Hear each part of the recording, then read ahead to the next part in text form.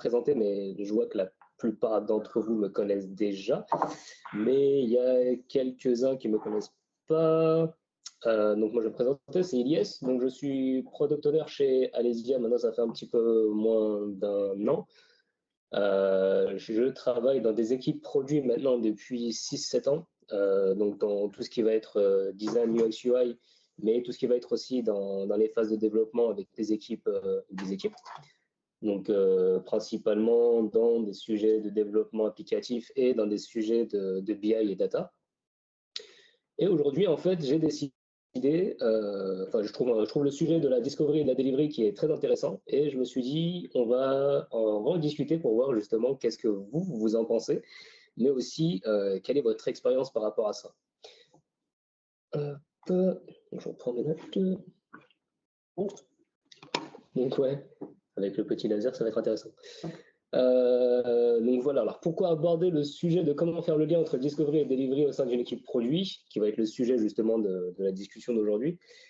C'est principalement parce que je vois qu'en ce moment il y a une grosse hype autour de ce sujet-là, qui est la discovery, et il y en a beaucoup en fait qui font vraiment la différence entre les deux, alors qu'à mon sens c'est vraiment quelque chose qui s'inscrit l'un dans l'autre.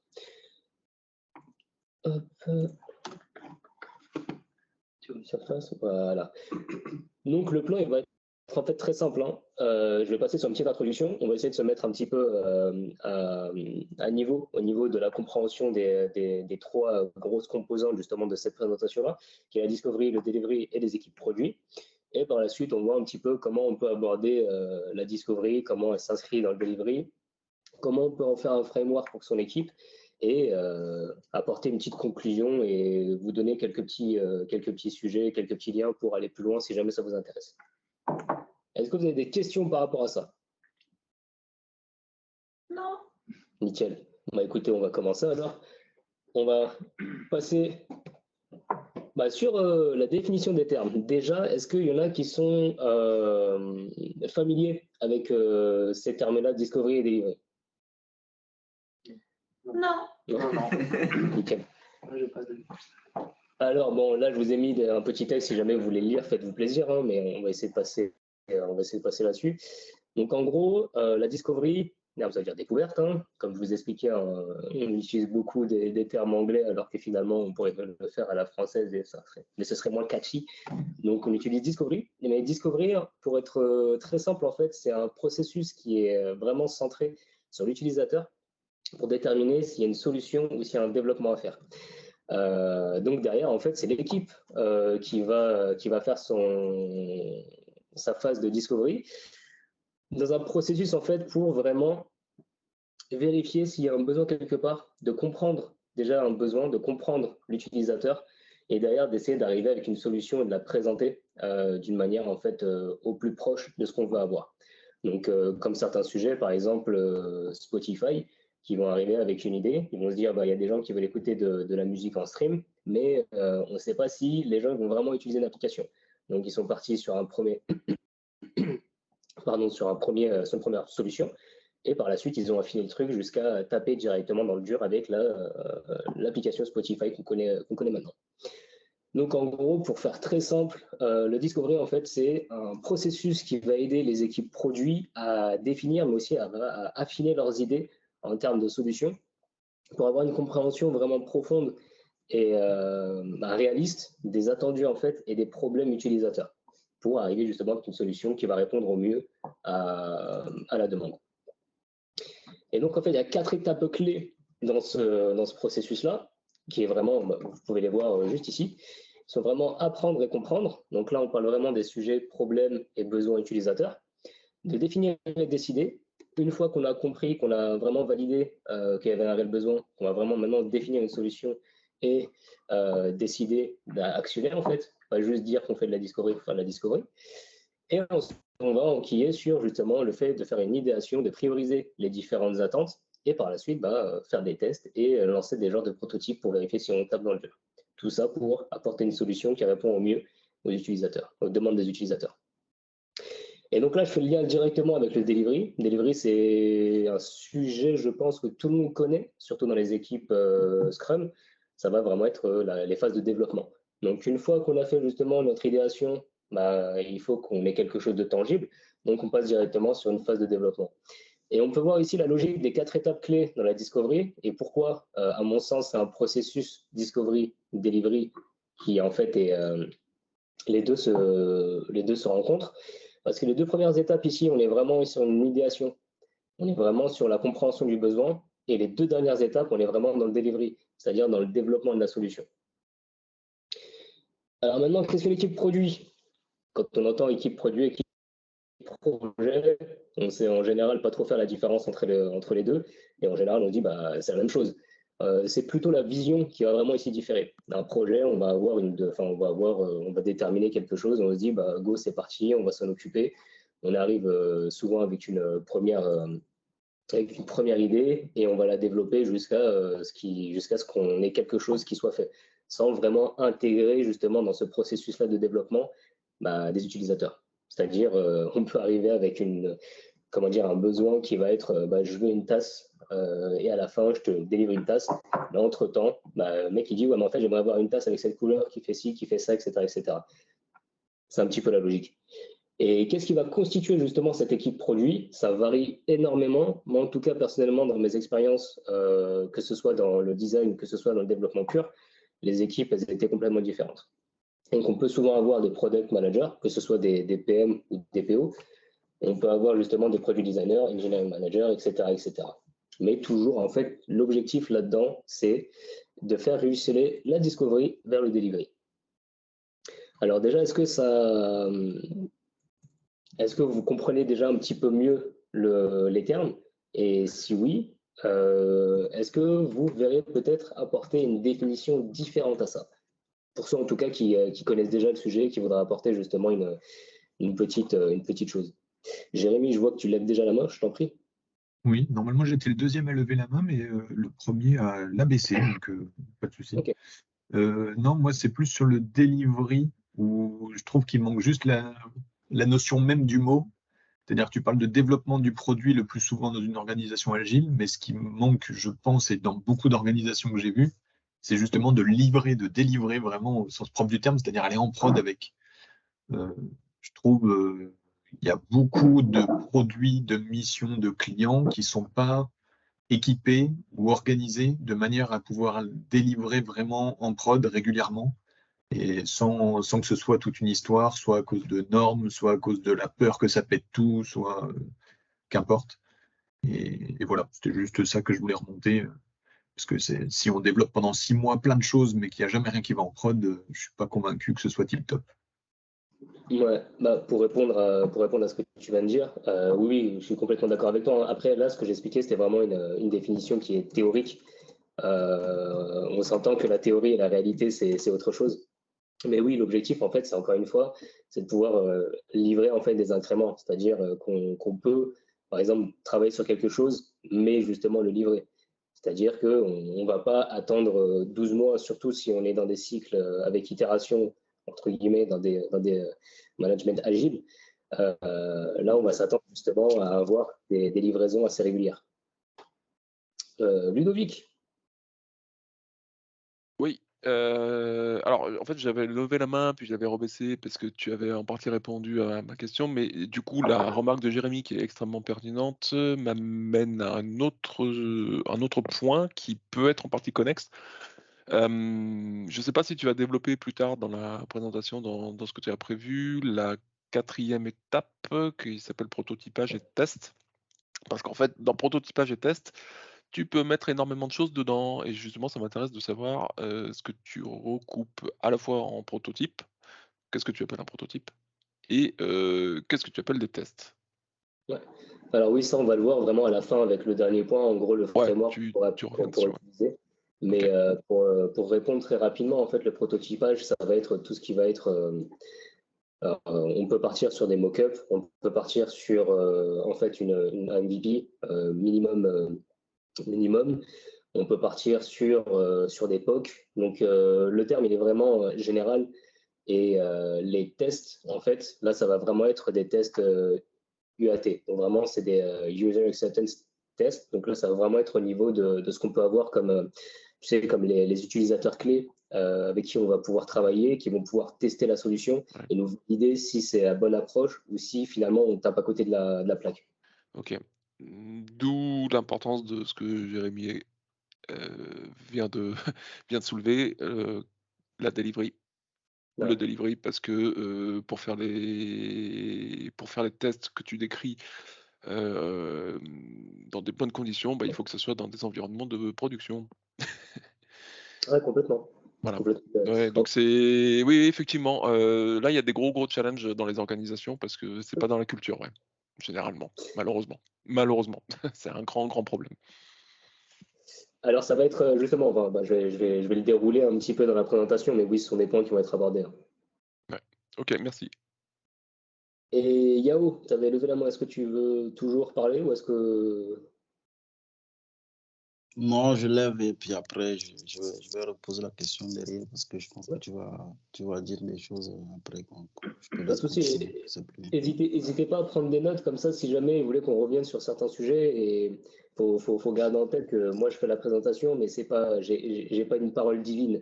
Hein. C'est pour ça que j'attends vraiment d'avoir comment dire, des petits challenges entre nous, qu'on puisse justement échanger, quoi. Tac. Ludovic, est-ce que tu veux continuer de dire quelque chose ou c'est juste la main qui est restée levée? Non, j'ai pas mal au bras, donc je l'ai laissé lever. Non, en fait, c'est piège parce qu'effectivement, il faut bien penser à l'enlever et c'est ce que j'ai oublié de faire la première fois aussi. Donc oui, désolé. Tu peux continuer. Mais il n'y a pas de souci. Pardon. Donc écoutez, enchaînons. Donc on va arriver sur, en fait, sur une des premières parties de la présentation qui est comment mettre en place justement potentiellement cette discovery qui va s'inscrire, qui va vraiment venir avec cette delivery. Déjà, moi, une chose que je veux qu'on essaie de bien comprendre, la discovery, c'est pas un métier, c'est vraiment une pratique. Il n'y a pas une personne en particulier qui doit faire la discovery. Dans mes différentes expériences, j'ai rencontré justement des PM qui, eux, faisaient leur discovery de leur côté. Et finalement, ça apportait pas mal de problèmes. Parce qu'en fait, ils étaient un petit peu en décalage avec la réalité du produit, que ce soit technique, que ce soit compréhension fonctionnelle. Et en fait, ils étaient vraiment dans dans une bulle, entre guillemets, spéculative de leur côté, juste avec leurs propres recherches. Et ça peut poser un problème. C'est pour ça que je trouve très intéressant d'intégrer très rapidement en fait les différentes équipes et parties prenantes dans cette discovery. Donc, il y a il y a une phrase de Marty Kagan, je ne sais, certains d'entre vous doivent le connaître ou pas, mais c'est un genre de gourou au sein de la sphère produit, puisqu'il a théorisé pas mal de sujets, et c'est quelqu'un qui a énormément d'expérience dans ce domaine-là. Donc en gros, pour lui, et je pense que c'est quelque chose qui se prouve par l'expérience, il faut vraiment en fait avoir une vraie vision produit. C'est-à-dire que il faut savoir s'il y a un vrai besoin, parce que si on arrive avec une solution qui répond à aucun besoin, il n'y aura pas d'utilisation, donc finalement, on n'apporte pas de valeur. Et deuxième, en fait, c'est de se dire que est-ce que ça va être vraiment utilisé? Est-ce que ça peut être maintenu? Et à savoir, est-ce que c'est faisable de le faire? Parce que c'est bien beau de dire on peut aller sur Mars, mais si c'est pas faisable de le faire, ça sert à rien. On vend du rêve et on ramène juste peut-être quelques fonds d'investissement, mais ça s'arrête là. Donc en gros, de mon expérience et de ce que je peux lire, il y a vraiment 4 erreurs à éviter. Ces erreurs-là, alors là vous voyez, c'est valeur, faisabilité, utilisation, durabilité. Alors c'est pas le fait d'apporter de la valeur et d'apporter, que ce soit faisable et non, c'est vraiment le fait de se dire j'apporte une valeur, mais cette valeur-là, elle est complètement à côté de la plaque. Et ça peut être dangereux. Pourquoi? Parce qu'en fait, vous allez travailler, vous allez développer des choses, vous allez vraiment, comme vous disiez, Jérémy et Ludovic, vous allez apporter des choses en production, en fait, qui n'ont pas de valeur, que ce soit pour les utilisateurs ou même pour l'entreprise. Donc, c'est pour ça qu'il faut vraiment en fait un petit peu prendre du recul et vraiment vérifier qu'on va apporter de la valeur. Et deuxième, en fait, c'est que la solution soit faisable. Parce que, encore une fois, hein, c'est bien beau de dire qu'on peut le faire, mais enfin, qu'on va le faire, mais si on ne peut pas le faire, là, ça pose un problème aussi. Troisième, c'est l'utilisation. Par exemple, moi, je peux dire, je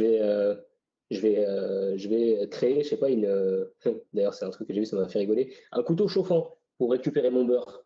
Hein, parce que des fois, le beurre, il est dur, ça ne fonctionne pas des masses. En fait, ça peut être une bonne idée, mais si personne ne l'utilise, à quoi ça sert? Donc, c'est vraiment, encore une fois, cet aspect d'avoir une réelle valeur et de se dire qu'il y a un utilisateur derrière ça. Est-ce qu'on va vraiment lui apporter une valeur et est-ce qu'il va vraiment l'utiliser? Et le dernier, pardon, c'est la durabilité. À savoir, est-ce que c'est maintenable? Est-ce que ça va vraiment durer dans le temps? Est-ce que c'est un truc qui va faire que, par exemple, une hype pendant un certain moment et après, il ne faut pas trop qu'on mette trop d'énergie là-dedans? Donc voilà, c'est cette logique un petit peu à avoir. Et donc, j'ai identifié plusieurs cas où, enfin, c'est les bonnes, entre guillemets, pratiques à avoir pour avoir une bonne discovery et de se dire, en fait, j'ai fait une bonne étude et qu'on peut justement enquiller là-dessus. Et donc, c'est le KYC. KYC, ça veut dire Know Your Customer. Donc, connaître son client. Le fait de se dire, en fait, je connais mon client, je connais ses besoins et j'ai une bonne approche avec ce client-là. Donc, en fait, ça va nous aider à développer justement, ça va nous aider à développer notre compréhension et surtout nous aiguiller à avoir une meilleure analyse sur le réel besoin utilisateur. Deuxième, c'est une écoute active. On n'est pas vraiment en écoute passive où juste on écoute les gens et en fait ça passe d'une oreille à l'autre. Donc non, ça c'est pas très intéressant. Il faut vraiment essayer d'avoir une écoute en se disant, voilà, c'est ce qu'il me dit, je comprends ce qu'il dit, et je vais essayer de le challenger sur ce qu'il veut me dire.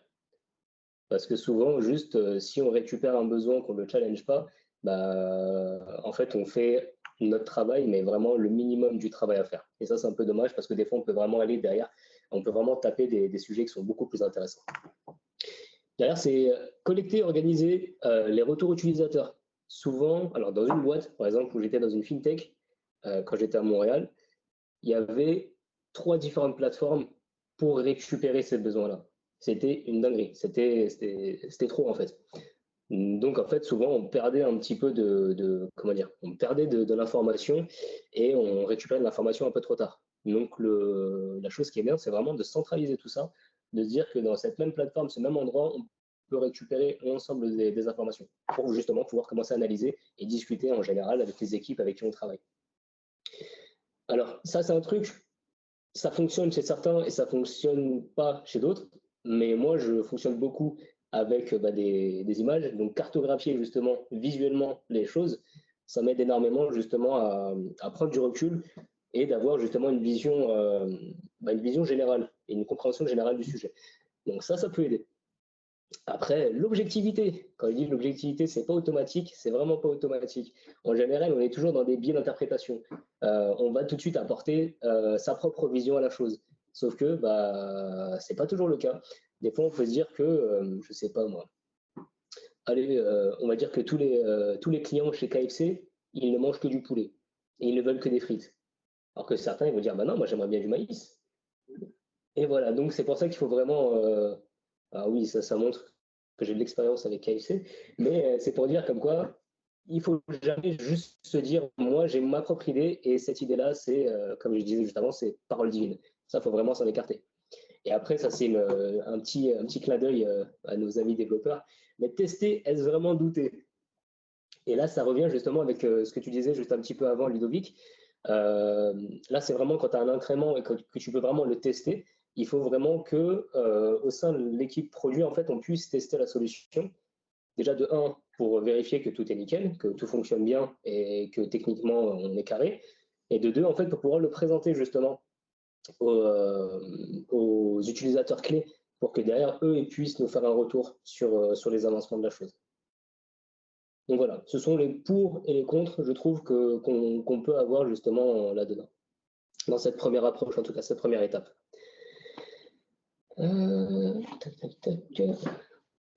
Est-ce que des réactions peut-être ou des questions par rapport à ce que je viens de dire? Ludovic, Moussa, je ne sais plus qui a levé la main en premier. Vas-y, Moussa. Vas-y, Ludovic, tu étais le premier. Ah, j'étais le premier, ok. Bon, attends, je baisse la main. Hein, c'est fait. Ok, c'est très riche, hein, il y a plein de choses à dire. Donc je vais essayer d'être concis parce que sinon je peux parler très longtemps. Déjà, je vais faire un retour d'expérience sur la mission sur laquelle je suis actuellement, où tu parlais des PM qui font la discovery de leur côté. C'est exactement ça, PM, Product Managers, c'est exactement ce qui est fait. En fait, c'est une structure qui bossait beaucoup sur des cycles en V très classiques et très très bien structurés. Et les PM ont beaucoup de mal à sortir d'une approche AMOA où ils imaginent plein de choses et ils construisent jusqu'à des prototypes dans le sens maquette, mock-up prototypé, donc avec les enchaînements d'écran, etc. Mais sans jamais les soumettre à qui que ce soit. En fait, y compris, donc moi j'ai un rôle de product owner chez eux, y compris les product owners sont tenus à l'écart de ce process-là, ce qui est un non-sens total. Donc oui, il y a des organisations ou des héritages culturels, on va dire, qui parfois sont très très difficiles à discovery. Comme tu le dis, ça doit être le job de tout le monde dans l'équipe, mais même en dehors. C'est un truc, enfin c'est vraiment une culture et d'entreprise. Donc il y a une acculturation hein, souvent à faire. C'est vraiment quelque chose généralement où les organisations sont pas trop câblées, pas trop. Les gens voient des choses mais ne font jamais remonter les idées ou ont l'impression de ne pas pouvoir être écoutés. Donc ça, c'est vraiment des choses à mettre en place. C'est pas évident, hein, très très clairement. J'ai pas de solution miracle à apporter là-dessus, mais c'est vraiment des choses où il faut beaucoup convaincre, beaucoup négocier et beaucoup organiser d'ateliers quand c'est possible et quand il y a une appétence chez les gens. Faut vraiment pas hésiter. L'autre point que je voulais dire, qui est frappant et là qui tout au long de ma carrière, j'ai constaté ça. Tu parlais des indicateurs, donc tu coulais sous l'abondance, au Canada. En France, dans tout ce que j'ai pu faire, dans toutes mes expériences, les gens ne maîtrisent, ne mesurent jamais l'utilisation de ce qu'ils développent. Je parle de l'utilisation, donc les utilisateurs, combien de fois ils appellent cette fonction? Bah, t'en sais rien. Donc en fait, tu fais des choses, tu sais pas du tout si c'est utilisé ou pas. Et souvent, la réponse quand on dit: «Beh oui, bien sûr que c'est utilisé». Bah, en fait, non, tant que tu as pas le factuel et là, il faut vraiment quand tu parlais d'objectiver, je suis entièrement d'accord. Là, il faut vraiment factuel. C'est-à-dire qu'on est dans discovery, dans des choses, tu parlais de vision produit et cetera, ça peut paraître très, très nébuleux, mais le seul moyen justement que ça soit pas nébuleux, c'est d'avoir des chiffres à opposer et les chiffres sont extrêmement difficiles à obtenir. C'est pourtant un non-sens, hein, on est dans l'informatique, donc tout est mesurable, tout, mais on le fait pas. Et donc c'est vraiment un des premiers moi ce que je conseille sur des prises de poste, de mission et cetera, c'est de bien se renseigner sur qu'est-ce qui est mesuré, qu'est-ce qui est mesurable, facilement et essayer de le pousser. Et là, très clairement, par exemple, dans l'entreprise dans laquelle je suis, c'est une réticence philosophique au fait de mesurer ce qu'on fait. Pourquoi? Ça, c'est une interprétation, mais je pense qu'il y a beaucoup de gens qui savent que ce qu'ils ont fait ne sert à rien et qui veulent surtout pas que ça soit révélé.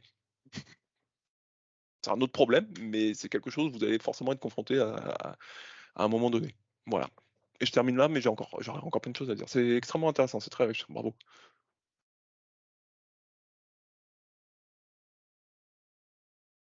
Et Moussa? Ok, merci Ilias pour ta présentation, que je trouve très très enrichissant. Et moi, je voulais juste intervenir par rapport à ce slide-là, en ce qui concerne la partie discovery. Ce que moi j'ai remarqué, c'est que le discovery, c'est vraiment une phase cruciale dans le développement Agile.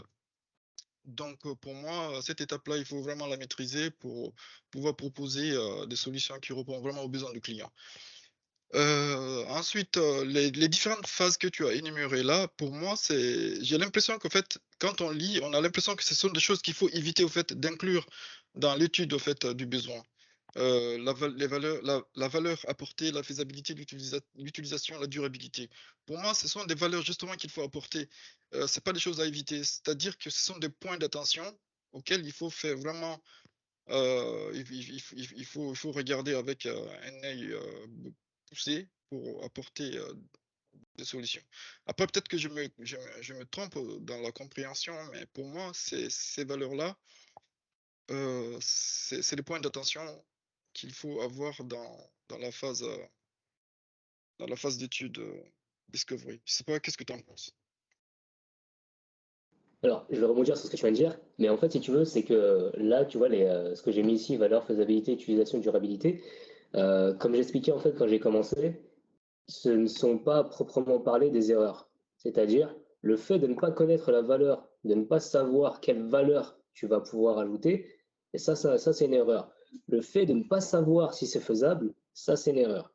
Le Ah, fait de ne d'accord. pas savoir si tu vas l'utiliser, et je rebondis sur ce que Ludovic vient de dire, les indicateurs ici sont super importants. Je ne sais pas si vous connaissez l'outil Feature Traffic. Cet outil-là, en fait, ça montre à quel point c'est utilisé, à quelle fréquence c'est utilisé et par quel type d'utilisateur c'est utilisé. Donc ça, ce sont vraiment des indicateurs qui t'aident à savoir si c'est vraiment utilisé et si c'est plus utilisé, en fait, que tu jettes enfin, je veux dire que tu mettes de côté ou que tu décommissionnes ta fonctionnalité. Puisque finalement, ça demande, et là je fais le lien avec la durabilité, ça te demande justement une maintenance qui va pas être, enfin, je veux dire une maintenance pour rien. C'est comme si, par exemple, tu fais une maintenance d'une application qui n'est plus utilisée. Tu vois, tu vas générer justement du travail sur cette application-là ou je sais. Alors, je vais prendre quoi comme exemple? Une application qui est plus utilisée. Regarde, je vais te prendre Salto, comment dire, la plateforme de stream française qui va être décommissionnée dans pas longtemps parce que justement elle n'est pas du tout utilisée. Bah, c'est un petit peu le cas, c'est que pendant un petit moment, ils ont quand même continué de maintenir cette solution-là, mais il y a très peu de personnes en fait allées sur ce sujet. C'est là où en fait il faut vraiment connaître son produit dans son entièreté. Et en fait, si tu veux, c'est que oui, hein, c'est peut-être moi, j'ai mal été, comment dire, j'ai peut-être été maladroit sur le fait de dire, mais en fait, c'est pas le fait d'apporter une valeur, le fait de savoir c'est faisable, etc. C'est le fait de ne pas savoir Ah, d'accord. toutes Ouais, ces tout à notions. fait. Sinon, j'ai bien compris ton explication. Effectivement, ce sont des points qu'il faut bien étudier. Et ensuite, par rapport au Discovery, il faut savoir que, parce que tout à l'heure, Ludovic disait qu'il a vécu une expérience dans laquelle c'est enfin, le PO, c'est lui qui fait son Discovery, l'équipe n'intervient pas, si j'ai bien compris. Dans la Discovery, il faut savoir qu'il y a plusieurs étapes. Après, je ne sais pas dans la suite de ta présentation si tu vas rentrer un peu plus dans les détails de comment se passe la Discovery. Mais pour moi, en tout cas de ce que j'ai vécu Discovery, il y a plusieurs étapes au fait. Il y a cette partie de connaître déjà le besoin, cette partie de rédaction du besoin du client. Et ça, c'est le PO, le représentant du client qui est à mesure au fait d'apporter ces éléments-là. Ensuite, on a la partie étude par l'équipe de développement, l'équipe entière, la partie conception, c'est-à-dire prendre le besoin, mettre en phase avec ces valeurs-là, les 4 valeurs que tu viens de citer. Et ça, c'est une étape. Aussi, il y a la partie marketing, faire tout le POC, les maquettes. Donc, dans le Discovery, il y a plusieurs étapes. Pour moi, si une seule personne ou un représentant réalise toute cette étape-là, c'est que il est trop fort. Voilà. Ça, c'est gentil de me jeter des fleurs. Non, mais oui, je suis complètement. Enfin, on est en phase là-dessus. Tu peux pas centraliser ces différents métiers en fait dans une seule personne. Tu peux mettre une personne qui va peut-être orchestrer tout ça, mais tu peux pas le centraliser sur une seule personne. D'où le fait que je trouve important d'intégrer en fait toute son équipe produit dans la Discovery. C'est ça, tout à fait. Ouais. Ludovic, Je laisse la Oui, parole. oui, je me permets là, je rebondis sur ce que vient de dire Moussa. Je comprends l'idée que le besoin utilisateur, c'est le PO qui le rédige. Alors, non, j'aime pas ça en fait. Pourquoi? Parce que justement, il ne rédige pas le besoin utilisateur, il rédige des user stories, mais les user stories, c'est le but de la discovery, c'est de savoir qu'est-ce qu'on met dedans. Et ça, je pense que l'équipe est tout à fait. C'est pas l'équipe qui dit comment on fait. C'est déjà l'équipe doit observer aussi, mais est-ce qu'on le fait? Pour moi, elle est tout à fait pertinente. Alors, bon, j'ai une approche, moi je suis ultra participatif, hein, je crois vraiment au Scrum, mais l'idée de ce qu'on fait, la priorisation du besoin, c'est effectivement le PO, au final, qui a la main, mais ce qu'on fait, l'équipe est extrêmement pertinente et justement, c'est son but, pour dire c'est intéressant d'explorer cette hypothèse-là ou pas, à mon sens. Hein. effectivement, Ludovic, je crois que tu n'as peut-être pas compris tout ce que j'ai dit au début de mon intervention, c'est que le PO, enfin, le représentant du client, lui, il exprime son besoin. Ensuite, l'équipe analyse ce besoin-là en phase avec les 4 valeurs qu'on vient de citer. La faisabilité, l'utilisation, la durabilité. Et ça, c'est l'équipe qui est en charge de ça. Mais recueillir le besoin, ça, il y a une équipe commercialisation ou il y a une équipe PO ou un représentant du client. En tout cas, cette phase de recueil du besoin du client, elle doit être faite. Ensuite, l'équipe peut analyser ce besoin-là. Et tout cela se passe dans la phase de discovery. Et une fois que le besoin est analysé, il est priorisé, il est maquetté, on sait où on va pouvoir faire des conceptions. Les conceptions, il y a différentes formes de conception, de plus poussées ou plus Ouais. Écoute, concis. Donc, ouais, il y a tout ça, en fait. non, je suis toujours pas tout à fait convaincu. Je comprends très bien ce que tu dis, mais je suis pas tout à fait convaincu. Je vous mettrai un lien vers un truc. Je sais pas si vous connaissez Alex Cowan, si ça vous parle ou pas du tout. Mais c'est un Américain. Il a fait ce qu'il appelle le Venture Design Process. Je vais mettre le lien tout de suite dans la conversation. Et justement, qui montre qui est une façon de faire du discovery et justement de créer ce qu'ils appellent des assumptions, donc des hypothèses, et c'est un framework qui permet de valider les hypothèses le plus rapidement possible, ce qui est un peu l'avantage de l'agile.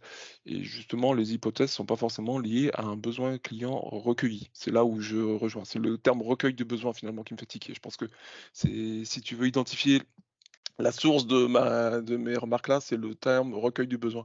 Il est nécessaire, hein, je dis pas qu'il ne faut pas le faire, etc. Mais il n'y a pas que ça, c'est pas que le channel, c'est pas l'input, c'est pas le point de départ de la discovery. Enfin, je sais pas ce qu'en pense Ilyes, mais pour moi, c'est pas suffisant. C'est nécessaire, mais pas suffisant.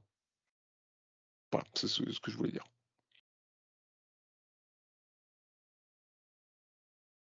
Yao? Oui, Elias. Alors, moi, en fait, je voulais juste mettre un peu clair pour la compréhension, mais juste le discovery, quand on dit recueil de besoins, ça suppose que quelque part, c'est un outil ou une fonctionnalité qui va être développée et à la base, il faut recueillir ce qu'il faut vraiment développer après. Mais du coup, j'ai l'impression qu'on met dans le discovery ce que moi je peux appeler retour d'expérience du fait que la fonctionnalité était déjà utilisée, c'est-à-dire qu'il y a une expérience d'utilisateur derrière qui peut permettre de rebondir sur le discovery qui a été fait au départ pour définir, enfin, pour développer l'application ou la fonctionnalité. Donc, je me dis quelque part, est-ce que c'est pas parce que, et même, je me dis quelque part, même pour ce qu'on a pu entendre jusque-là, on est en train de mettre déjà du delivery même dedans. Donc, ce que je voulais savoir, Ilyes, est-ce que à ce stade, on n'est que dans le discovery où on a un peu retour d'expérience d'utilisateur et un peu même de delivery dedans. Je ne sais pas quelle impression tu as sur ça. Parce que pour moi, le discovery, effectivement, si tout le monde doit le faire, ça peut poser problème dans l'organisation, je crois. Et après, il y a autre chose. Peut-être que je suis d'accord avec toi pour ce que tu as dit au début, c'est-à-dire que pour moi, le PO peut aller jusqu'à recueillir le besoin utilisateur. Peut-être ça peut être bien, comme ça on supprime la partie project manager pour le PM. Donc, comme ça, c'est le PO.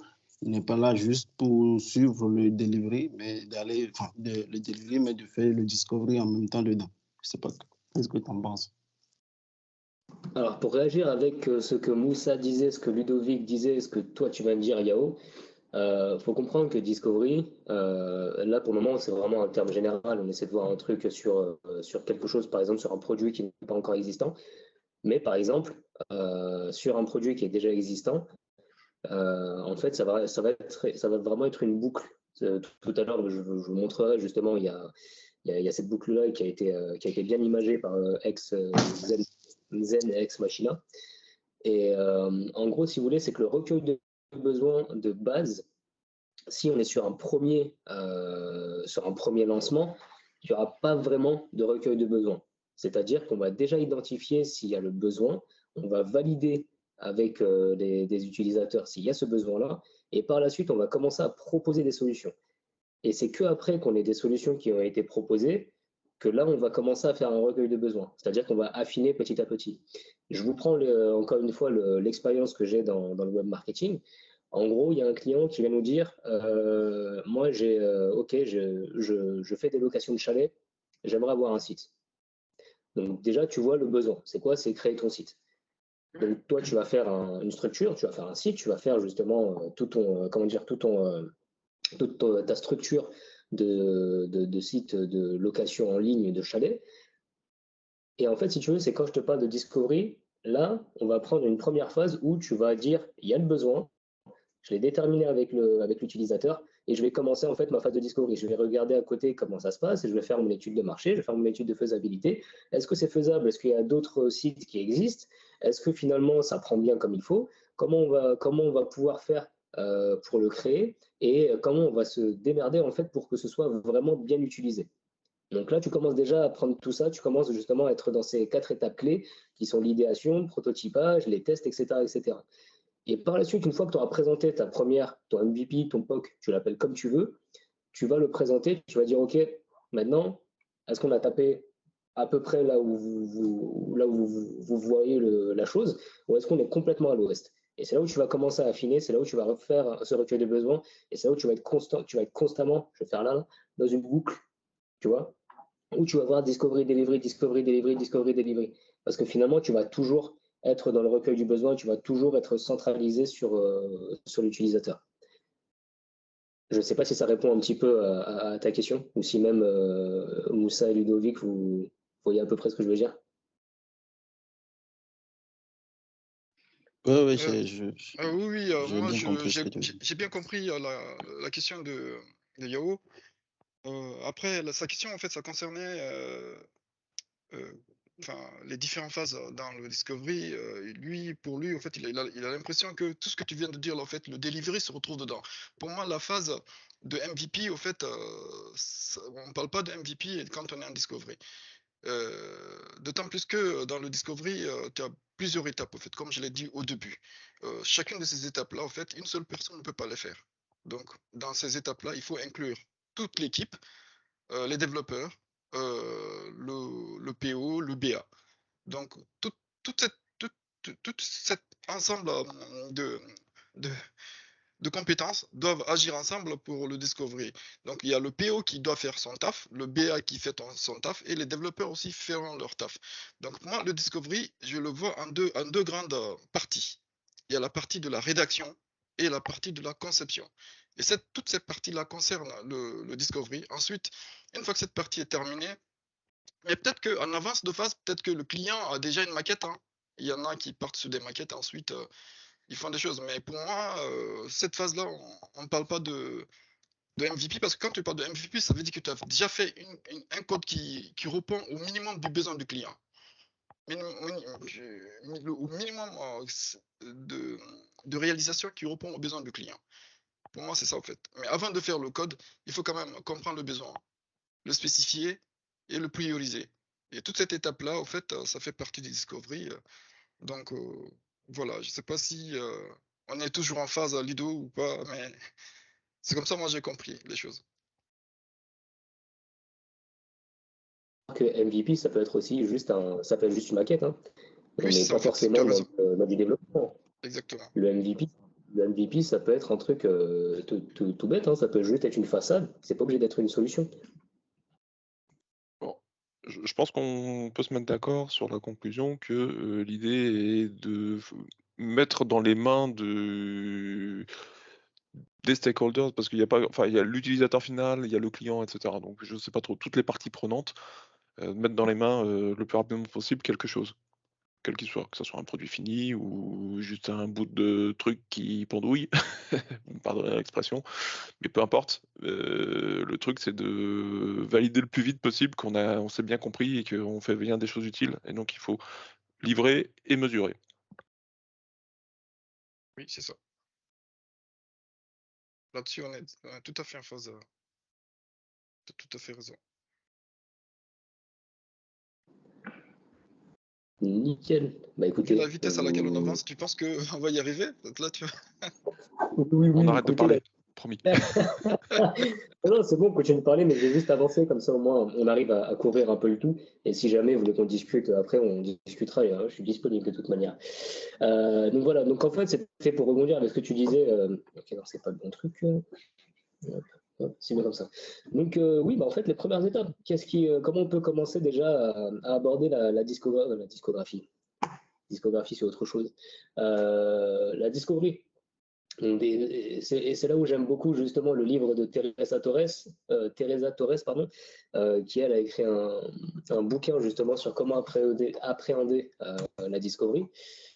Comme elle disait, en fait, c'est qu'il ne faut pas tomber sur des biais personnels et vraiment de se dire, il y a peut-être ici un problème et on va le résoudre, alors qu'en fait, il n'y a pas de problème et il y a déjà des solutions qui existent. Donc, en fait, il faut vraiment commencer à se dire, est-ce que je connais le problème? Donc, c'est là où justement le KYC, c'est intéressant parce que c'est là où tu connais ton client, c'est là où tu connais l'utilisateur, tu sais, OK, là, il y a potentiellement un problème, je vais vérifier, je vais valider s'il y a ce problème, et s'il y a ce problème-là, bah, je vais commencer justement à, encore une fois, là, quand je parle de cartographier, c'est plutôt moi personnellement, parce que j'aime beaucoup mettre des images un peu partout, comme vous pouvez le voir. Mais voilà, donc on va commencer en fait commencer cette idéation-là, commencer cette réflexion. Et en fait, quand je dis d'intégrer les différentes parties prenantes dans cette réflexion-là, je ne vais pas demander, par exemple, à un développeur back de dire, OK, viens, tu vas faire la discovery avec moi. C'est pas ça que je veux dire. C'est plutôt de dire, je pensais à ça, je te présente ce sur quoi j'ai travaillé. Est-ce que tu penses que c'est faisable? Tu vois, vraiment, en fait, parce qu'on est une équipe, on va vraiment se conseiller l'un l'autre, de se dire, est-ce que c'est faisable? Qu'est-ce que tu en penses? Etc., etc. Mais après, encore une fois, comme on dit, hein, il faut rendre à César ce qui appartient à César. Et ça reste quand même le travail, le gros du travail des PM et PO de faire ce travail-là. Mais il faut quand même intégrer les autres parties prenantes. Et après, souvent, j'ai fait plusieurs ateliers, on m'a posé la question, ou on se posait la question aussi, de dire, bah, on utilise quel outil pour faire cette discovery-là. Et à chaque fois, tu en as qui sortaient des outils du futur, tu en as qui me sortaient des noms, bon, je ne les ai plus en tête, mais en gros, on me disait, ça c'est excellent pour ci, c'est excellent pour ça, tu en as d'autres qui débattaient, non, en fait, faut ci, faut ça. Et en fait, je ne sais pas ce que vous en pensez, mais en fait, on s'en fout de l'outil.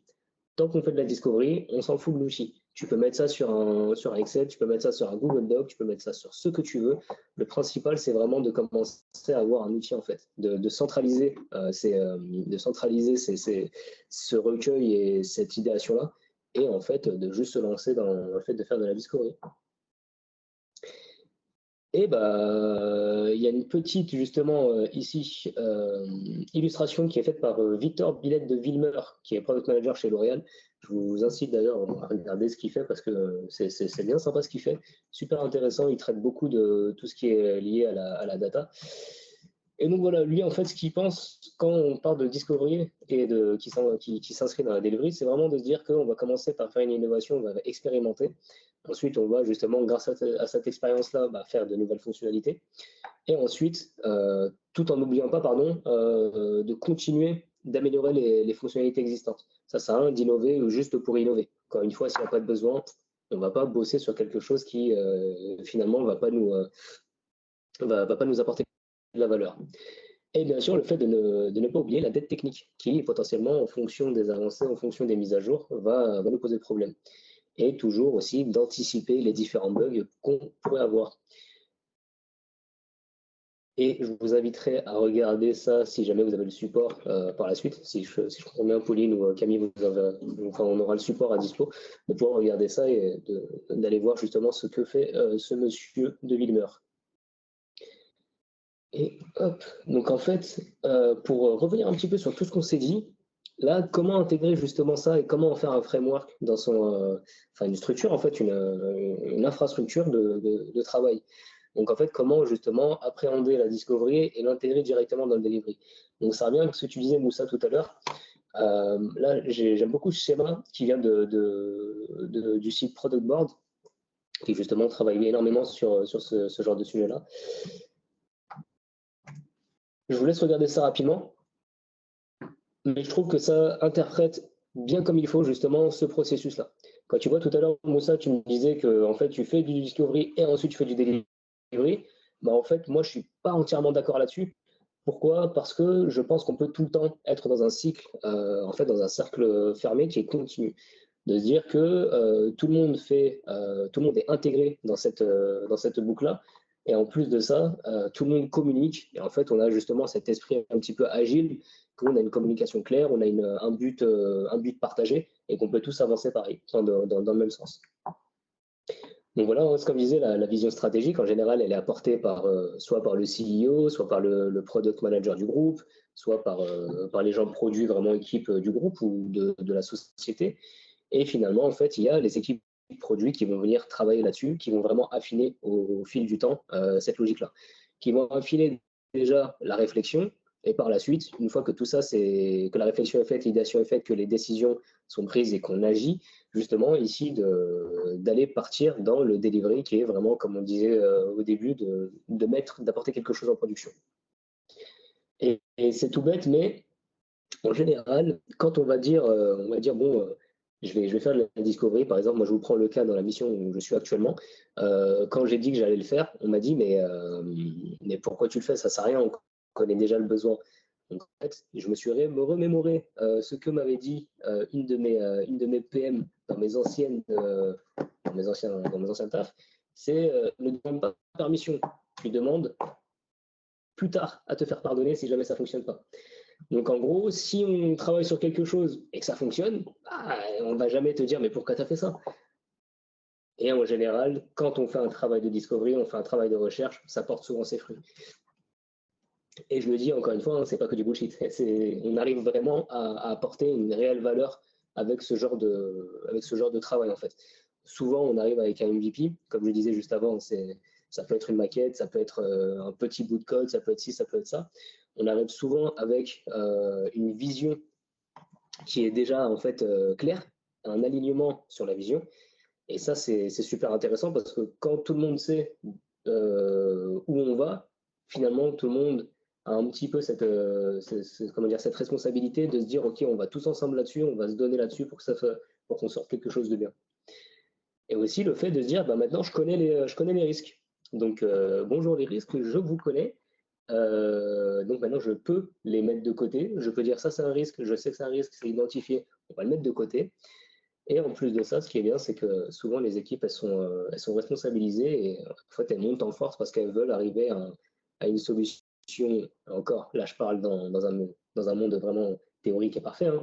C'est que les équipes maintenant veulent avancer sur ce même produit et ça apporte quand même du sens dans ce qui est fait. Et en plus de ça, le fait d'avoir une vision partagée et le fait de se dire qu'on travaille tous ensemble sur le même sujet, il y a des liens qui se font au niveau de l'équipe et souvent les choses se passent bien. Moi, je vous dis ça dans le monde, en tout cas là où j'étais dans le web marketing, là où j'étais dans la finance et là où j'étais dans le design, ça s'est souvent passé comme ça et en général, les gens étaient plutôt avenants en tout cas là-dessus. Et alors, pour revenir avec... excusez-moi, j'avance pour qu'il me reste juste quelques slides.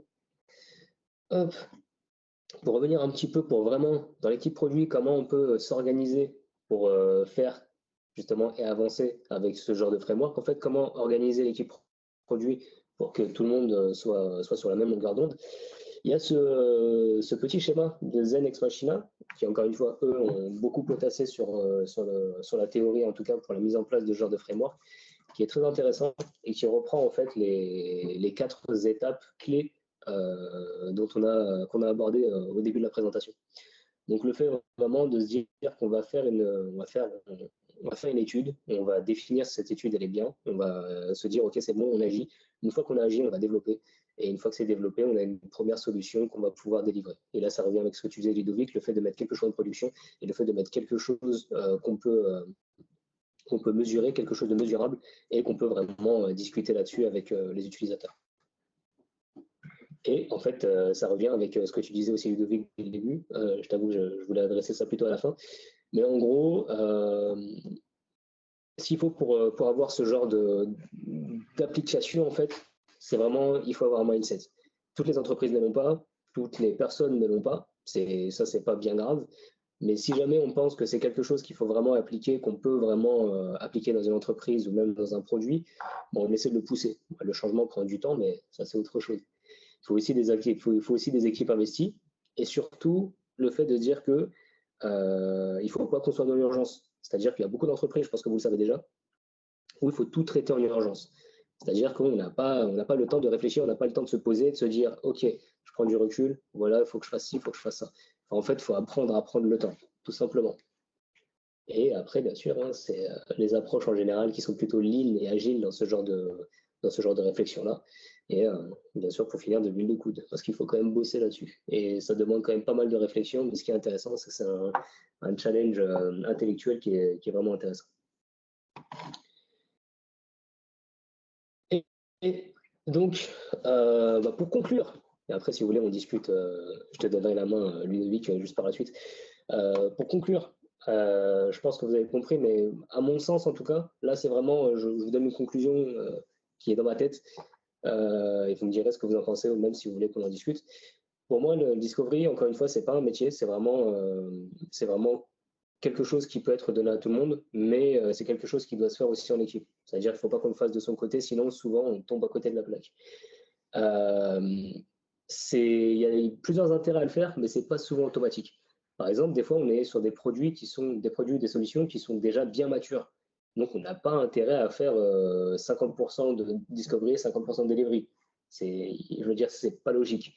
Des fois, la discovery, ça va pas être très régulier. Des fois, on va faire, pour un premier développement, on va avoir une discovery qui sera super importante. Par la suite, plus on affine, moins il y a de discovery à faire, parce que plus on se rapproche justement d'une solution qui est, allez, on va pas dire parfaite, mais plus on se rapproche justement de 100%, sans jamais vraiment le taper. Donc il y a ça à faire, c'est que souvent, encore une fois, comme je dis, c'est certains PM qui disent la discovery.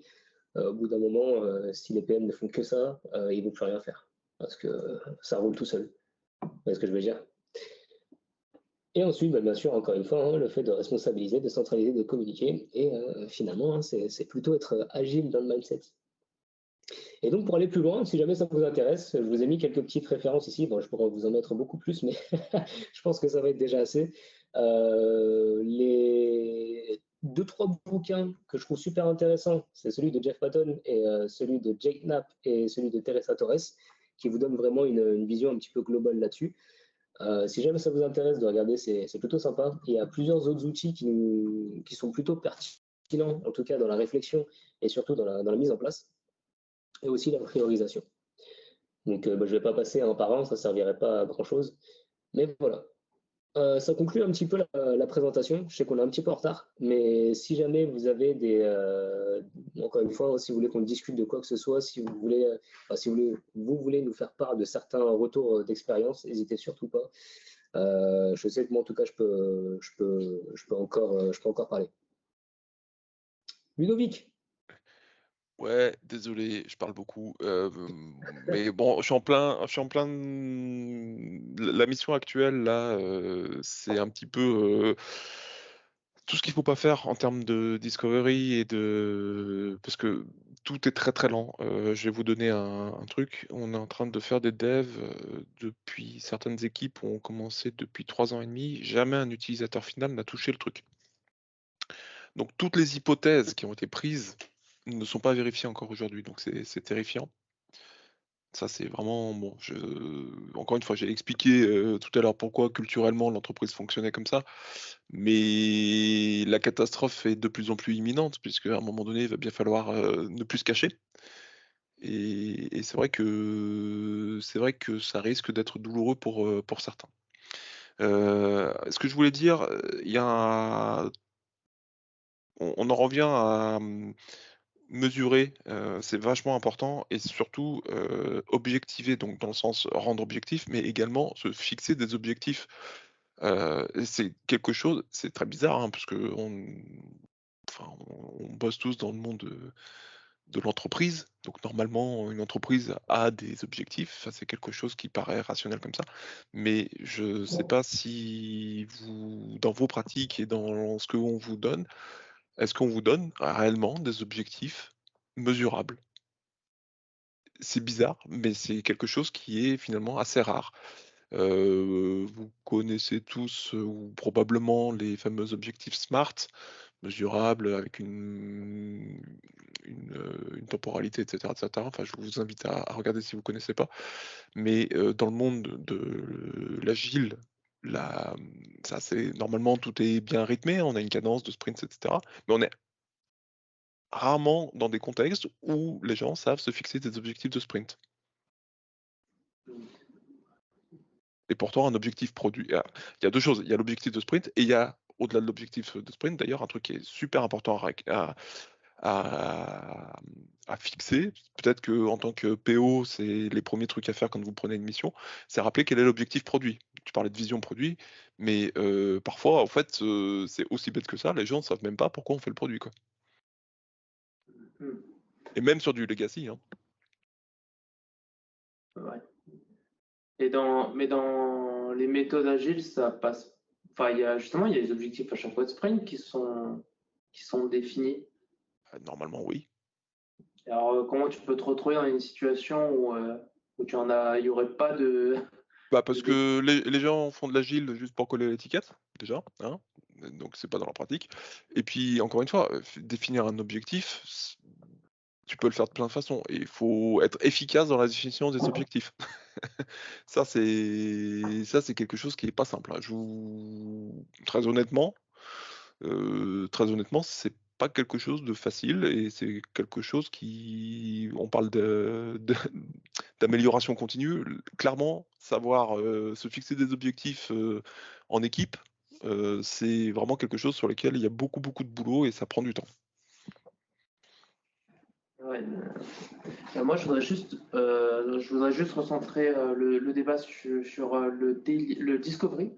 Le Discovery, je comprends pas Enfin, j'ai du mal à saisir par rapport à la maturité du produit. Tu as dit que quand il y a des produits qui sont très matures, au final, c'est pas forcément intéressant de faire que du Discovery.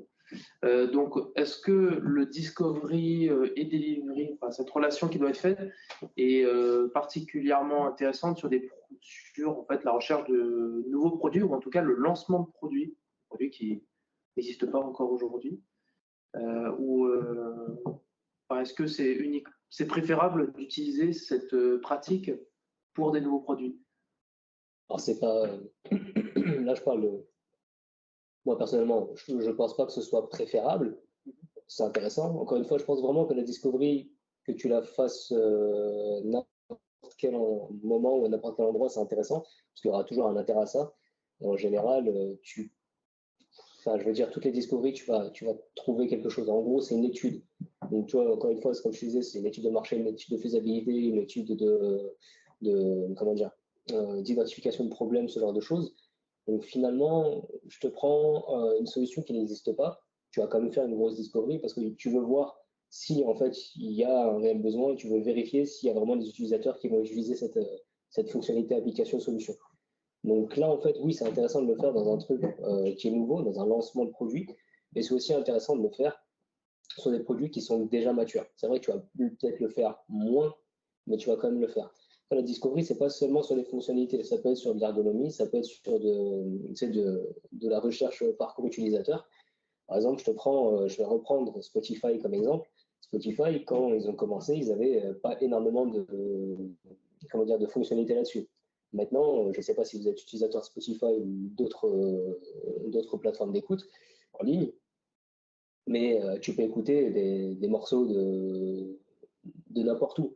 Tu vois, tu peux par exemple choper un truc, tu peux écouter des podcasts, tu peux écouter comment on appelle ça déjà? Des TEDx, tu peux écouter en fait plein de trucs. Donc ça, c'est grave diversifié. Pourquoi? Parce qu'ils ont remarqué que justement, en fonction de leur étude, qu'il y avait un besoin et que ce besoin-là, il fallait qu'ils le comblent. Et ils ont réussi à combler ça. Donc c'est pour ça que je dis, c'est vraiment ils ont dit, OK, il y a un besoin. Par exemple, il y a William qui a fait un TEDx, moi je veux l'écouter, mais je le trouve nulle part. À part sur YouTube. Et sur YouTube, c'est chiant parce que je ne veux pas voir YouTube Premium, j'ai déjà Spotify. Je ne vais pas payer pour avoir deux trucs en même temps. Donc en fait, là, ils se sont dit, pourquoi pas intégrer ce genre de choses. Ils ont vu qu'il y avait un besoin, ils ont vu qu'il y avait une réelle utilisation derrière, une valeur qui va être ajoutée à leur plateforme.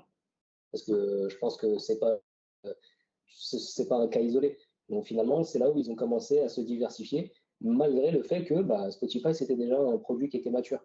Et encore une fois, ils se rapprochaient d'un produit complet sans l'être. Et c'est petit à petit comme ça qu'ils intègrent les choses. C'est pour ça que je dis que ce n'est pas forcément préférable de le faire avec une solution qui n'existe pas ou que tu penses développer, plutôt que de le faire avec une solution qui est déjà mature. Donc c'est vraiment cette logique-là. De toute manière, il y aura toujours des besoins utilisateurs. Dès qu'on va commencer à creuser quelque part, il y aura un besoin. Mais des fois, la discovery elle est un petit peu plus compliquée parce que justement, de venir mettre le doigt sur un besoin depuis un produit qui existe déjà depuis bien longtemps, déjà, ça devient un petit peu plus compliqué. Donc là, ça devient un peu plus laborieux. Mais je trouve qu'il y a, en tout cas personnellement, je trouve qu'il y a toujours intérêt à le faire.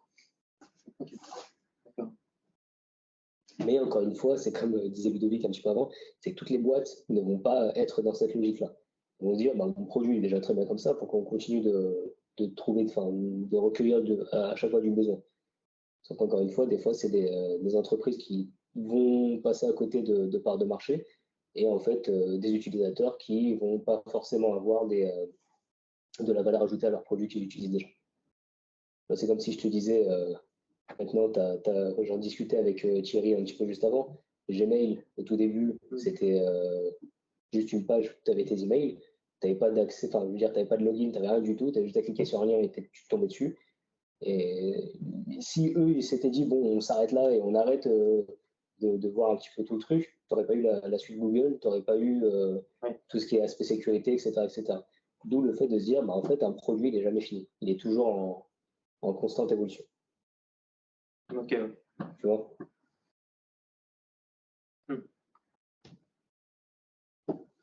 Est-ce qu'il y a d'autres questions, d'autres retours d'expérience, ou est-ce que vous en avez marre et vous voulez déjà tous partir?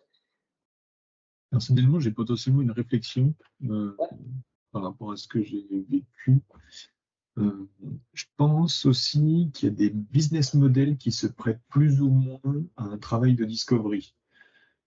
C'est-à-dire que la discovery, ça prend du temps, plus ou moins en fonction de si on a déjà une idée d'où on va ou pas du tout, si on arrive tout de suite à taper juste ou pas, enfin, etc. Mais ça prend du temps, donc de l'argent.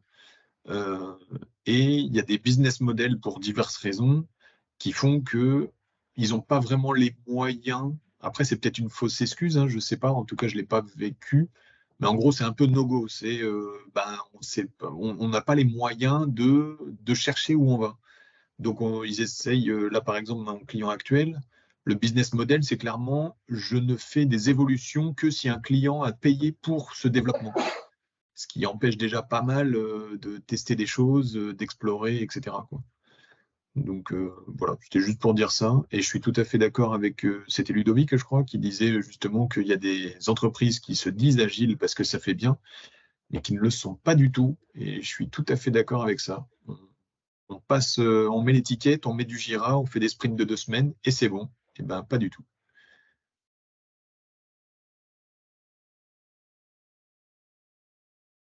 Alors, il y a William qui a fait et Paul qui a dit je ne vois pas de quoi tu parles. Désolé, il y a eu un petit problème micmac au niveau de mon partage d'écran. Oui, ils nous entendent. Hein. En fait, c'est juste que j'avais mute, mais là, c'est bon. C'est parti. Il a l'air frisé. Bonjour. Ouais, mais il n'y a plus personne, je crois. Attends, qu'est-ce qui se passe avec le Teams, ça coupe le Teams. Zut, alors. La tuilasse.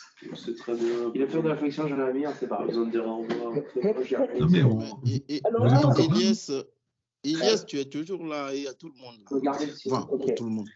On continue de vous entendre. Non. Pardon, ça frise de l'autre côté. Si, mais on te voit là, c'est bon. Et on a aussi la projection. Bon. Merci. Jérémy, tu nous entends? Oui, tout à fait, William. Je pense ta réflexion sur le lien entre un business model et l'organisation derrière, je pense c'est intéressant. Est-ce qu'il y a des personnes ou des références que tu connais qui ont essayé de faire ce lien entre justement business model et l'organisation agile derrière qui doit être faite, les pratiques qui se rapprochent du Discovery Delivery? Non, j'ai pas de cas. J'ai pas de cas. Mais je suis plutôt, pour l'instant, j'observe plutôt l'inverse, c'est-à-dire que jusqu'à présent, les clients que je vois, qui opèrent soit une transformation agile, soit qui se disent agiles, jusqu'à présent, je les trouve assez peu agiles finalement.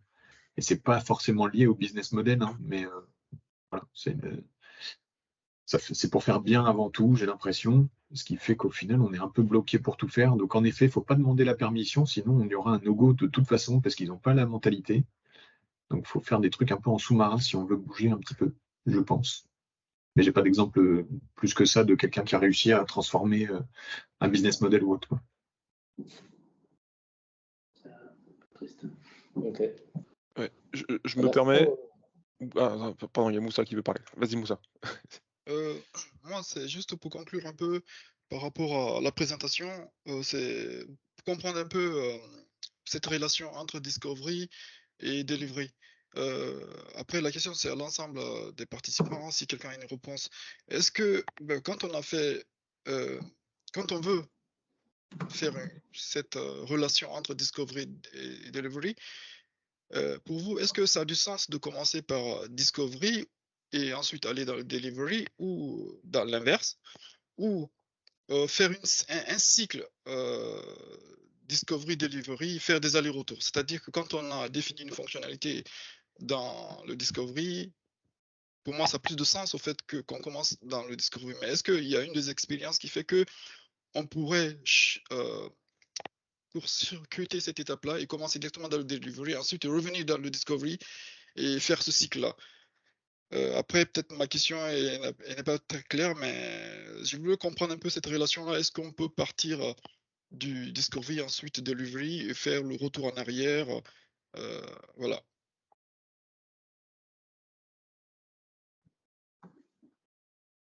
Je peux, Ilyes? Non, bah, j'allais dire si. Pardon. Non, mais Moussa, si quelqu'un veut répondre à Moussa, n'hésitez surtout pas. Ouais, je veux bien, mais Ilyes, si tu veux. T'en prie, vas-y. Je vais tenter de répondre. Du coup, Moussa, je pense que pour moi, bon, d'après la présentation de Ilyes, de ce que j'ai compris, de toute façon, on ne rentre pas le Discovery, je crois, parce qu'on doit recueillir le besoin avant d'aller au Delivery, donc du coup, tout ce qui est développement derrière. Et donc, ce que je dois rajouter, enfin, je peux rajouter au fait, c'est que une fois qu'on a fait ce cycle, enfin, ce discovery, et puis on est allé au delivery, donc surtout que ça aille en production, et il faut reboucler derrière. Donc, c'est-à-dire qu'on serait dans un, comment on appelle ça, PD, enfin, reprendre de par le bout, c'est-à-dire que revenir au discovery, revenir par le delivery, ainsi de suite. Je pense que c'est de ça tu parlais, non, Ilyes, et quelque part, que tout ça là se fasse en, comment dire, main dans la main, quoi. C'est pas un bloc de delivery séparé du bloc du discovery. Donc, tout ça soit bien mutualisé et que ça puisse marcher tous ensemble et que ça soit partagé les infos de façon, enfin, en temps réel, je dirais. Enfin, quand on est en agilité, donc si toute l'équipe est en agilité, normalement, tout ça doit pouvoir marcher ensemble. Donc, enfin, ma réponse, c'est que oui, il faut commencer par le discovery et au delivery et reboucler par la suite de façon continue. Donc, si j'ai bien compris, Yao, pour toi, donc tu penses que on peut développer une fonctionnalité, enfin, on peut étudier une fonctionnalité, ensuite, dans cette phase de discovery, on la met en delivery, on la reset, ensuite on la met en production, ensuite, est-ce que tu penses que cette fonctionnalité peut revenir dans le discovery ou on doit le faire revenir dans le discovery pour ensuite faire le cycle? C'est ça ma question en fait. Est-ce que ça c'est possible? Oui, c'est ce que je me dis, c'est que quelque part, les utilisateurs, ils vont avoir d'autres besoins. Parce que si on prend l'exemple de Gmail dont tu parlais, Ilyes, c'est que quelque part, il y avait d'autres besoins qui peuvent à l'usage, on se rend compte que bon voilà, on a besoin de ça, même si le produit marche bien, on a besoin que ce soit telle fonctionnalité s'y rajoute. Et là, on reboucle encore avec le discovery parce que c'est dans ce cadre-là qu'on peut l'étudier. Et là, on repasse au delivery. Donc, je sais pas, Ilyes, tu peux appuyer ou redire si c'est dans ce sens-là. Mais je pense que c'est quelque part, c'est parce qu'il y a le besoin, en fait, n'est pas figé. Ce besoin peut changer en fonction de ce qui a été mis en production. Donc, dans ce cas, on revient et on remodifie le delivery quelque part, où on rajoute des ingrédients ou des choses. Et on repasse au delivery qui va comporter le développement, les tests et tout, jusqu'à ce qu'on puisse produire, mettre quelque chose en production. Et on reboucle en continu. Pour moi, c'est plutôt ça. Mais Ilyes, tu peux ajouter. Non, mais ouais, c'est ça. Hein. Merci Yao, parce que j'ai l'impression que tu as bien compris le message que je voulais faire passer. Mais oui, en gros, c'est comme dirait Yao, c'est une mise à jour du logiciel. Hein. Tu vois, par exemple, je te prends Moussa. Je vais vraiment prendre ce schéma-là pour essayer d'imager un petit peu la chose. Par exemple, commencer tout de suite avec du delivery, c'est compliqué parce qu'en gros, c'est comme si je te disais développe. Là, si je te dis tout de suite, développe. Tu vas me dire, développer quoi? Ce quoi, en fait, c'est fait avec l'idéation qui est juste avant, vraiment avec la discovery. Donc, de commencer tout de suite un sujet avec le delivery, c'est compliqué. En fait, je ne sais pas si c'est le terme moitié unique, mais je ne pense pas que ce soit le bon. Mais en gros, c'est comme si tu commençais à développer quelque chose que tu ne savais même pas quoi développer. Donc, c'est compliqué de commencer par le delivery pour ensuite reboucler avec le discovery. Par contre, comme vient de dire Yao, on va dire, regarde, là, on a déjà fait sur une solution qui existe déjà, qui a déjà été développée, on a eu des retours, justement, des retours utilisateurs. Donc, ça revient avec des nouvelles idées qui ont été remontées justement par l'équipe, et ça retombe justement dans ce produit, dans le backlog. Là, justement, on va essayer de mieux comprendre qu'est-ce qui se passe avec l'utilisateur, pourquoi il est mécontent de la fonctionnalité qu'on lui a filée. On va comprendre un petit peu tout ça. On va reformuler les idées en fonction des différents retours utilisateurs qu'on peut avoir, avec les différents ateliers, avec les workshops, etc., etc. On va soumettre des hypothèses, on va le remettre dans le backlog. Et en gros, c'est là où on revient avec ces 4 principes de se dire, j'ai une idéation et je la teste. J'ai une idéation, je la teste, etc., etc. Et comme disait Yao, c'est vraiment dans un cercle, enfin, je veux dire, c'est vraiment dans un processus continu. Donc là, en gros, moi personnellement, j'apprécie pas vraiment le fait de dissocier les deux, de se dire on fait de la delivery, on fait du discovery. Pour moi, ça fait pas de sens en fait. C'est comme s'il disait, par exemple, toi, tu es un boulanger. Donc toi, tu es tout seul, tu es dans ta boulangerie, tu fais tes affaires, tu vas juste faire ta pâte et ça y est, fini. Après, tu laisses les choses se faire. La pâte, elle va pas gonfler toute seule. Donc c'est pour ça que tu as besoin justement que les deux se mettent ensemble. De se dire que tu penses à faire la recette, mais il faut aussi penser à la mettre dans le four. Donc en gros, ça va être la discovery, c'est faire penser à faire la recette, et le delivery, c'est le mettre dans le four et vraiment avoir une vraie baguette qui en sort. Et derrière, si tu vois que tes clients ils veulent une baguette plus fine, tu fais des baguettes plus fines, tu t'essayes. S'ils veulent du pain, je sais pas moi, du pain plus gros, tu fais du pain plus gros, tu vois derrière si c'est trop gros, si c'est pas assez gros, si c'est trop fin, etc., etc. Donc c'est vraiment cette logique-là d'être dans cette constante loupe de feedback et d'amélioration. C'est le principe des sprints. Oui, exactement. C'est pour ça que c'est une logique d'être agile en fait. Ouais. De se dire qu'on est toujours sur une valeur, sur une vision qui est partagée par les équipes et qui est partagée par l'utilisateur. Et derrière, de se dire, on va toujours améliorer quelque chose. Sauf que ce qui est bien avec les sprints, c'est que tu livres à chaque fin de sprint pour avoir un meilleur recueil en fait de retour utilisateur et d'affiner, peaufiner petit à petit ta structure. Oui, Ludovic. Oui, du coup, je rebondis là sur ton analogie sur le pain, c'est bien, le pain, le boulanger, etc. Parce que ça peut permettre de faire comprendre aussi quelque chose. Parce que tu dis ta baguette, ils la veulent plus fine. Oui, ils veulent, bah tiens, c'est un bon exemple. Ils veulent la baguette plus fine. Mais est-ce que 1 an plus tard, ils la voudront toujours plus fine? C'est aussi ça que ça sert. C'est-à-dire que les choses changent, les contextes changent, les goûts changent, etc. Et c'est vrai que ça, pour le coup, je rebondis un petit peu sur ce que disait Jérémy. Entre autres, hein, c'est un des symptômes de cet état de fait ou de manque d'agilité, on va dire, du mindset pas agile des entreprises. Ils pensent qu'ils connaissent tellement bien leurs clients, leur marché, ce qu'ils font, etc., qu'ils ne se remettent jamais en question ce qui est déjà fait. Et justement, le discovery permet aussi de faire ça. C'est une autre approche. Le discovery, ça concerne aussi des choses qu'on pense connaître. Autre point, parce que c'est pareil, en fait, ça fait beaucoup penser à des choses auxquelles je suis confronté là dans ma mission actuelle. Mais tu parlais de la sprint review qui permettait de recueillir justement le besoin. Là aussi, les entreprises se disent agiles, ils font des cycles agiles pour le développement, mais généralement ça s'arrête là. Vos sprint review, donc, enfin moi j'en parle en tant que, parce que comme je suis PO, j'en suis en charge, c'est vachement dur d'organiser des bonnes sprint review. C'est vachement dur parce qu'il faut trouver les personnes qui y participent, il faut les convaincre d'y venir et il faut les convaincre de participer activement. Idéalement, alors c'est vrai que le fait, moi je suis très content de faire du télétravail, mais par contre c'est quelque chose qui est vachement dur de faire à distance. Avant, quand on était tous dans la même salle et qu'on pouvait mettre la souris et le clavier entre les mains des gens, c'était plus facile qu'à distance. Mais l'idéal, c'est que votre sprint review, vous fournissiez aux gens et dites bah vas-y, boss. Voilà. Vous ne pouvez pas avoir de bons feedbacks si les gens regardent le développeur qui a développé ce qu'il a fait, qui sait exactement ce sur quoi il faut cliquer et surtout ce sur quoi il ne faut pas cliquer. Voilà, donc ça aussi, c'est bon, on en revient, c'est des b.a.-ba de l'agilité, etc. Finalement, tout se ressemble, mais tout est imbriqué.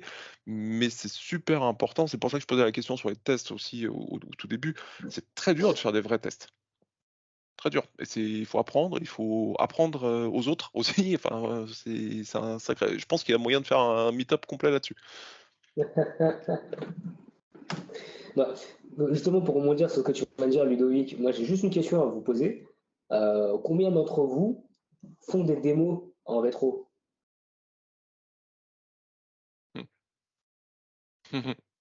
Question piège. C'était le débat cette semaine dans l'équipe où justement les développeurs parlaient beaucoup de démos et le Scrum Master et moi on essayait de leur dire on fait pas des démos.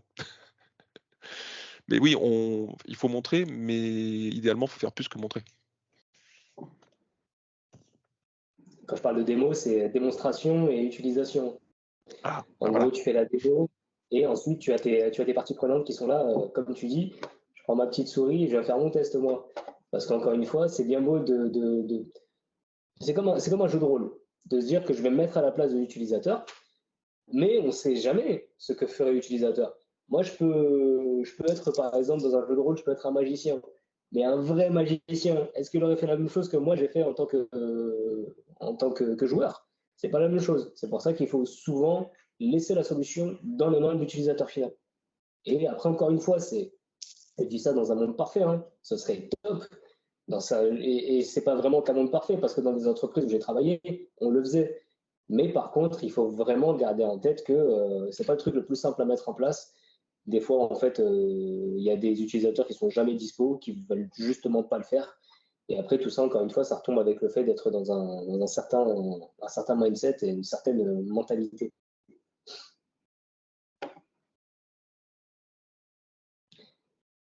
Je voulais juste faire un petit retour par rapport au fait de ne pas délivrer d'abord. J'ai vu justement un webinar il n'y a pas longtemps sur le lead PM de Mano Mano, qui était avant chez Blablacar, ou je sais plus, enfin il a fait pas mal de grosses boîtes.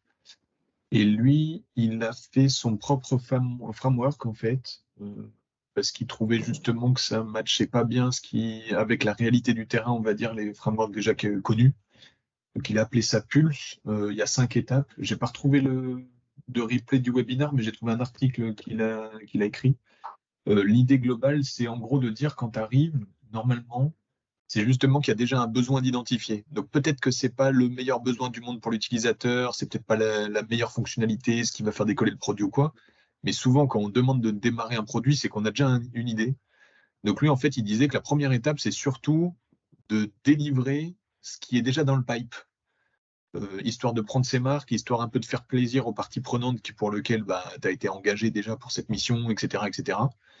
Et une fois que tu as livré ça, là, tu peux commencer à, grosso modo, à prendre en compte des besoins de plus en plus haut niveau, jusqu'au moment où tu te permets d'avoir une vision stratégique long terme. Et donc, c'est que tu as déjà fait le court terme, il y a déjà un truc qui tourne, etc. Mais je vous laisserai lire l'article, ce sera nettement mieux expliqué, je pense, que moi dans l'idée, mais voilà. Et pour l'histoire de la démo en review, personnellement, ça fait 1 an que je ne fais plus de review ni de démo, donc c'est parfait.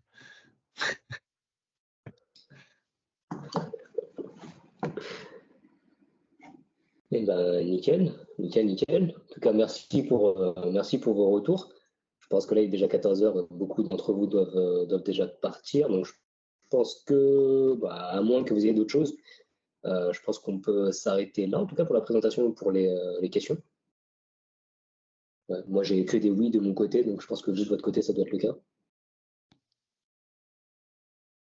Yao? Oui, juste pour te dire merci pour ta présentation et ton énergie que tu nous as mis pour nous faire ça. Donc, bravo, merci. Et puis, Yao, mais la prochaine fois, si tu dois encore refaire un meet-up, je me dis, tu peux rajouter au delivery, au discovery, le business, comme ça, peut-être qu'on saura pourquoi ça ne va pas jusqu'en production, le delivery, peut-être. Avec plaisir.